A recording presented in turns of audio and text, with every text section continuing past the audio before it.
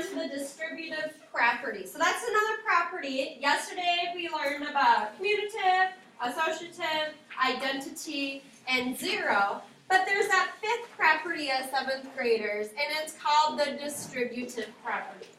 So your learning target today, you can use the distributive property to simplify numerical and algebraic expression without a calculator. Okay, no calculator today. And so sometimes doing that multiplication, like we're going to see, is going to be easier using the distributive property. And I'll show you.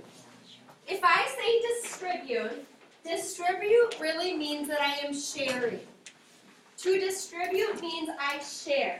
If I'm going to distribute stride tickets out, I'm sharing stride tickets with students. If I distribute candy, I'm sharing candy with students. So distribute means share. We know we need to distribute when there is a number sticking to parentheses. I will give you a visual example. Like this, 3 parentheses x plus 2. Do you see how the 3 is sticking to that parenthesis? It means it wants to get in there super duper duper duper bad. Okay, it's like face planted, like please let me in. Okay, this, this, do you see is 3 sticking to the parenthesis on that second one? No. So this one I would distribute. This one I use the properties we learned yesterday and just go 3 plus 2. So this one is a no to distributing. The top one is a yes to distributing. When you have something sticking to the parentheses, you must distribute or share it.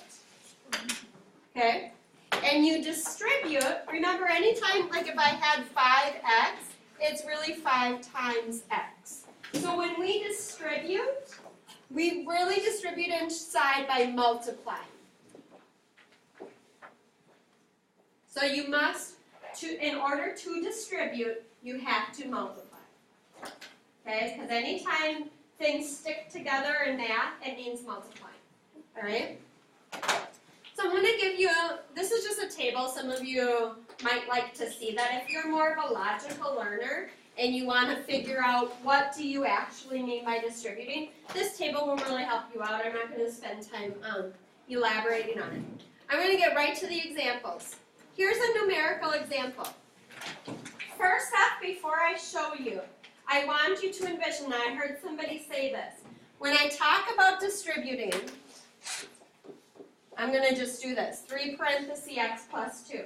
I want you to think that the number on the outside is a mama bird. And the parentheses is really the nest. Inside that nest are the babies, right? And so mama is like sitting on the outside of the nest, and she needs to feed her babies. So she can't only feed x, right? Because 11 or 4 would be like, what the heck? Why did x get fed and you left me out, Mom? She has to feed all of her babies, okay? I know it's random, I know, but it really helps. Because a lot of kids think that you only go to that first number. No way. You have to distribute to everything inside, okay? So here's a numerical example. The 6 is sticking to the outside of parentheses, so the 6 is like that mama bird. So the 6 has to go to the 30, and the 6 has to go to the 4. Okay, we have to share that 6 with the 30 and 4, distribute. So we distribute by multiplying. So I'm going to go 6 times 30 plus 6 times 4. Okay, write it down. Everybody should be writing down all these steps. 6 times 30, 180. Plus 6 times 4, 24. And then we should be able to use quick math addition facts to add those together fast. 204. Okay?